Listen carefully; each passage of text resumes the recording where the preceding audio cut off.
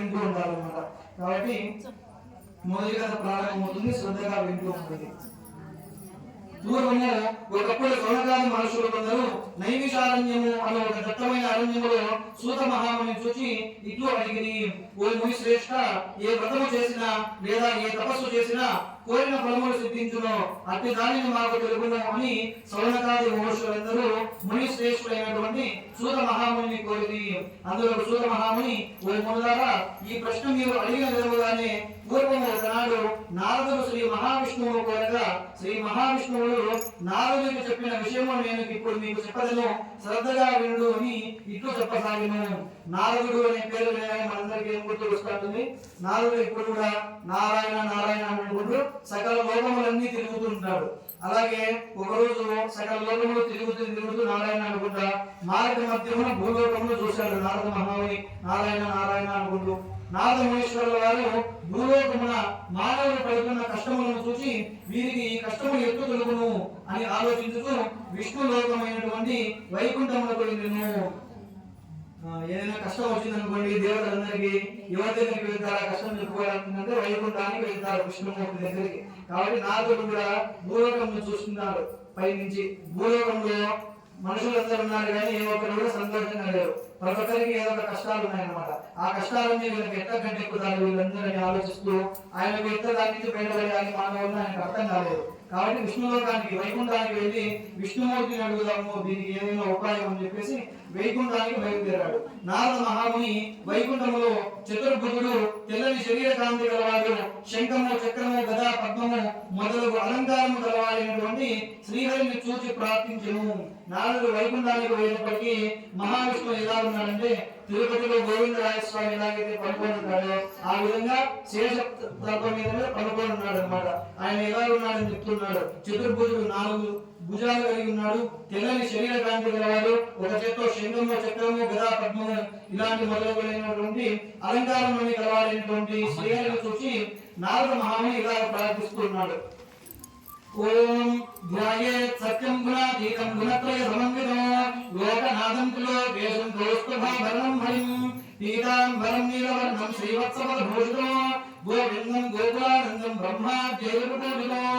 ఏమై ప్రార్థిస్తున్నాడు అంటే, ఓ శ్రీ మహావిష్ణువు, నిన్ను మనసుతో ఊహించుటకు గాని వాక్కుతో వివరించుటకు గాని శక్యము గాని అతీతమైన రూపము గలవాడ, ఆది మధ్యాంతరహిత నిరూపణుడవు, సుగుణాత్ముడవు, ఆది పురుషుడవు, భక్తుల బాధలు తొలగించినట్టు శ్రీమన్నారాయణ నీకు భక్తితో నమస్కరించుతున్నాను అని ప్రార్థించను.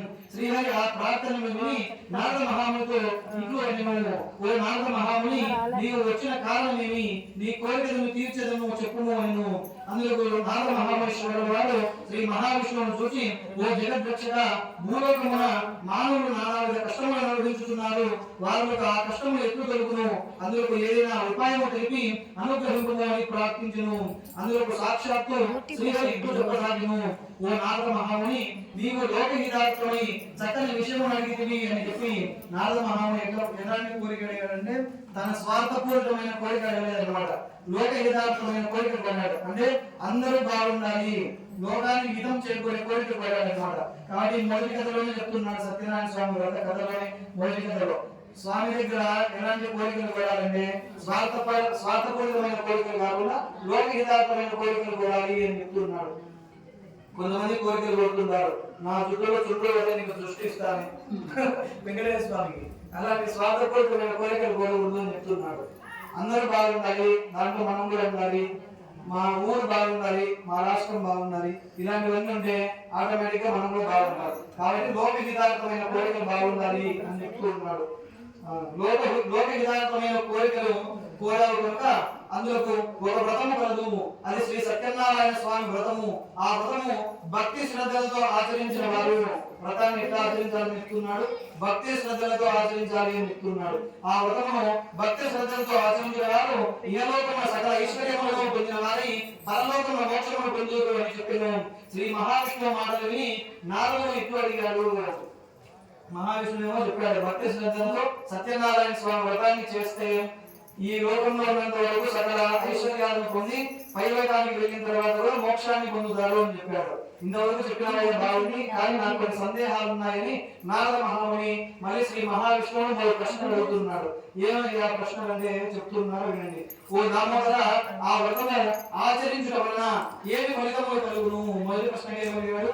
ఈ వ్రతాన్ని ఆచరించమని చెప్తున్నావు బాగానే, ఈ వ్రతాన్ని ఆచరించడం వల్ల మాకు ఏ ఫలితాలు కలుగుతాయి అని మొదటి ప్రశ్నగా అడుగుతున్నాడు. రెండవ ప్రశ్న అడుగుతున్నాడు, ఈ వ్రతము ఎటు ఆచరించవలేను, ఈ వ్రతాన్ని ఎట్లా చేసుకోవాలి? మూడవ ప్రశ్నగా, ఈ వ్రతమును ఇంతకు ముందు ఎవరైనా ఆచరించినారా, ఇంతకు ముందు ఎవరైనా చేస్తున్నారా ఈ వ్రతాన్ని అనుకుంటూ ఈ మూడు ప్రశ్నలు అడిగాడు అనమాట శ్రీ మహావిష్ణువుడు నారద మహాముని వారు. అందులో శ్రీహరి ఇటు చెప్పుతున్నాడు. మొదటి ప్రశ్న ఏమడిగాడు నారద మహాముని?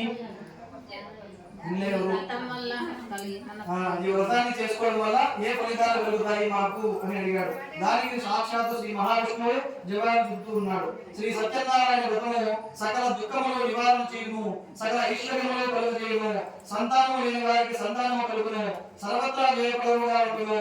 ఈ వ్రతము వైశాఖ మాసంలో గాని, మాఘ మాసంలో గాని, కార్తీక మాసంలో గాని, లేక ఏ శుభదినమందు గాని ఆచరించవచ్చును.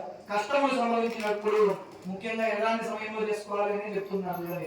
కష్టములు సంభవించినప్పుడు, దారిద్ర్యంలో బాధపడుతున్నప్పుడు ఈ వ్రతము చేయడం మంచిది. వివాదము కలిగినప్పుడు, కోర్టు కేసులు కానీ ఏమైనా కొన్ని గొడవలు ఉంటాయంటే అన్నమాట మన బంధువులతోనో వారితోనో, అవన్నీ కూడా శాంతింపజేయాలన్నా కూడా ఈ వ్రతం చేయాలని చెప్తున్నాడు. వివాదము కలిగినప్పుడు ఈ వ్రతము చేసినతో అతి వివాదములో తప్పక జయము కలుగును. ఒక్క సత్యనారాయణ స్వామి వ్రతము చేయడం వల్ల ఇన్ని ఫలితాలు కలుగునయ్యా అని చెప్పి సాక్షాత్తు శ్రీ మహావిష్ణువు నారద మహామునికి చెప్పారు. మళ్ళీ రెండవ ప్రశ్నగా చెప్తున్నాడు శ్రీ మహావిష్ణువు. ఏది రెండవ ప్రశ్న? ఈ వ్రతాన్ని ఎట్లా ఆచరించాలి, ఎట్లా చేసుకోవాలి ఈ వ్రతాన్ని అనే దాని గురించి చెప్తున్నాడు. ఓ నారద మహాముని, ఈ వ్రతము శక్తి గలవారు ప్రతి నెల ఆచరించవచ్చును, లేదా సంవత్సరానికి ఒక్కసారి ఎన్నో ఆచరించవచ్చును. ఎవరి శక్తిని బట్టి వారు ఆచరించవచ్చును.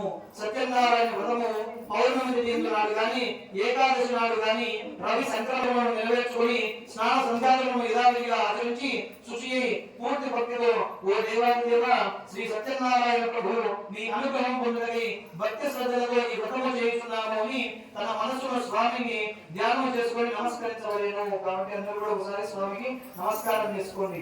భక్తి శ్రద్ధలతో చేస్తున్నాము.